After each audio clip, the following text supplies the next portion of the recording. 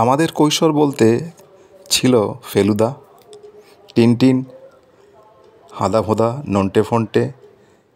আর তার সঙ্গে সঙ্গে যখন একটু বড় হলাম তখন ব্যোমকেশ বক্সী, তার গল্পগুলো আমরা পড়ছি অল্প অল্প করে। এবং মাঝে মাঝেই আমরা লুকিয়েও স্কুলে নিয়ে যেতাম সেই বইগুলো পড়ার জন্য। শার্লক হোমসের তো দারুণ ভক্ত ছিলাম আমরা। গল্পগুলো রোমহর্ষক।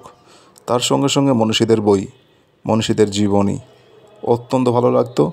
জীবন গঠনের জন্য খুবই প্রয়োজনীয় মনে হতো। যুগের পরিবর্তনে গল্পের বই বিদায় নিয়ে এসেছে মোবাইল এবং সঙ্গে ভিডিও গেমস। এসেছে অশ্লীল ইঙ্গিতপূর্ণ ডবল মিনিং কথাবার্তা, যা সত্যিই মাঝে মাঝে খুব বেদনা দেয়। সাহিত্য না পড়ার জন্য বাঙালির রসবোধ চলে যাচ্ছে।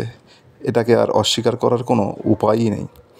তাই মাঝে মাঝে মনে হয় যে আমাদের যে কৈশোরগুলো আমরা কাটিয়েছিলাম তা সত্যিই খুব সুন্দর। বর্তমান কৈশোর কি সত্যি নেট দুনিয়ায় হারিয়ে যাচ্ছে? বুঝতে পারছি না।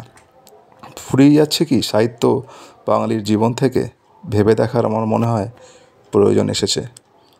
আমাদের প্রত্যেকেরই উচিত কিন্তু যে আমাদের জীবনে এই সাহিত্য চর্চাটাকে বজায় রাখার, এবং সেটা অবশ্যই এই কৈশোর থেকেই শুরু করতে হবে। তাই তোমাদের অবশ্যই বলবো সকলকে কিছু কিছু অবশ্যই সাহিত্য চর্চা শুরু করো, যেটা খুব কাজে দেবে।